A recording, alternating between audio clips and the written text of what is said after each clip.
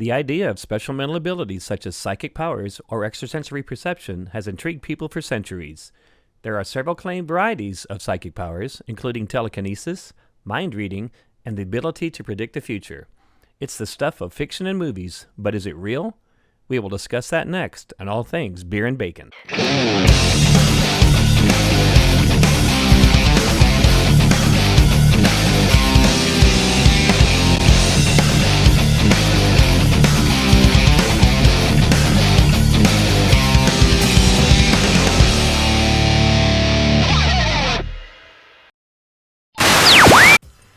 Fortune telling has been practiced for thousands of years. People have always wanted to know what the future has in store for us, and who doesn't want a glimpse of the cosmic plan to see if our destiny lies in riches or in ruin? Some of the methods for divining the future are simply stupid. The website Wikipedia lists 42 different ways people use to predict the future, and some are pretty bizarre. Gelomancy, for example, involves carefully listening to hysterical laughter for clues about the future. Those who practice phleidomancy claim to know the future by observing cats. Everyone knows that a black cat crossing your path means bad luck, but did you know that sneezing is a cat's way of predicting rain? Whatever form the fortune telling takes, the basic process is the same. They seek meaning in everyday random patterns. The human brain is very good at finding meaning even when there is none. That's why people see faces and other images in clouds, ink blots, and coffee stains. Do any of these fortune telling tools work? Unfortunately not, and it's not a difficult question to test. Fortune tellers failed to predict attacks on 9/11, the 2011 Japanese tsunami and nuclear meltdown, and countless other important world events that would have saved innocent lives had they been accurately predicted. The most obvious problem is that different fortune-telling methods discredit each other by giving inconsistent and contradictory predictions. Two tarot card or tea leaf readings minutes apart with the same person asking the exact same question about the future should come up with the same answer, but they don't. Does such a question of someone's future by omens have a scientific basis? There is no evidence to support this. Could there be any reason to connect someone's personality or future with the fall of a pair of dice, the settling of tea leaves, or any other random occurrence? And the fact that personalities are largely determined by heredity at the time of conception rules out any influence from heavenly bodies at the time of one's birth. And what about ghosts? A 2005 Gallup poll showed that 3 out of 4 Americans believe in the paranormal, and 21% believe they have communicated with or made contact with the paranormal. So let's look at the science behind hauntings. Even if you don't admit you believe in ghosts, it turns out there might be an explanation for hauntings that any scientist can appreciate: infrasound.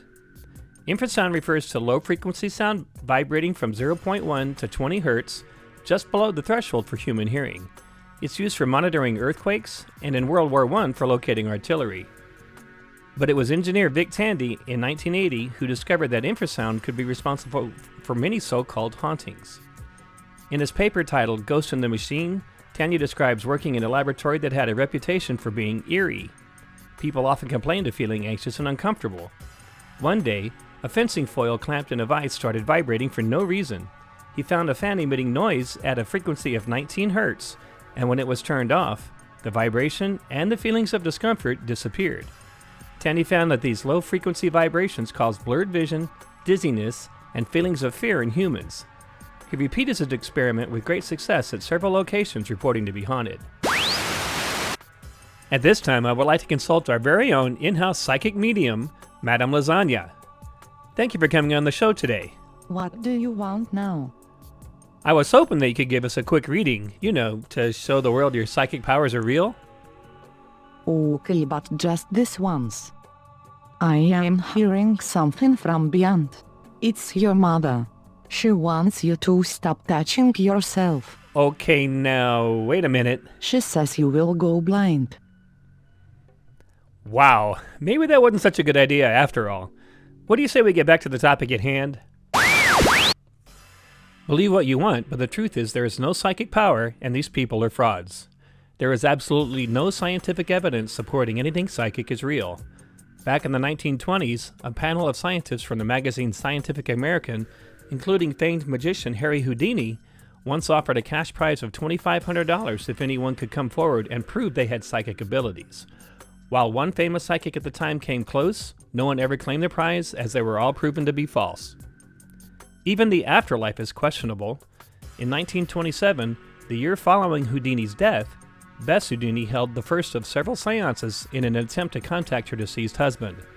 Harry had told her he would deliver a message to her in the form of a secret message known only to her, if he were able to do so from the other side. Beth waited for 10 years before giving up, as it never happened. The point is, there are countless examples of why all of this is a hoax, and there is not one shred of evidence supporting psychic abilities. Unfortunately, there will always be people who feel the urge to reach out to psychics in their time of need. If anyone does believe, there is nothing anyone else can say that will convince them otherwise. Logic isn't the reason you believe in them, and it won't be the reason you stop. Be sure to like, subscribe, and tell your friends. Thanks for watching All Things Beer and Bacon. Why are these people cursing at you? My friend, they have nothing better to do. Listen, man, you... I can't hear you. Good evening. Good evening. Your mother. Thank you. Thank you. Good evening. Good evening. Hello. Hello. Yeah. Uh-huh. I swear these people in New York City. Good evening. You suck. Uh-huh. Uh-huh. Apparently you do too. Good evening. Can I get a psychic reading? Honey, you don't call here asking for stuff like that. This is not a bodega. Bitch. What is that? Ladies and gentlemen, I'm here to help you. This is not a bodega. Don't call. Let me get psychic energy reading. This is not a bodega, honey. Good evening. Hello. Hello, honey. Yes. Hello. Honey, get on off my phone here. Good evening. Good evening. Asshole. Thank you. Thank you. I bet yours is quite wide, isn't Your it? mother. Uh-huh. Yours is all stretched out.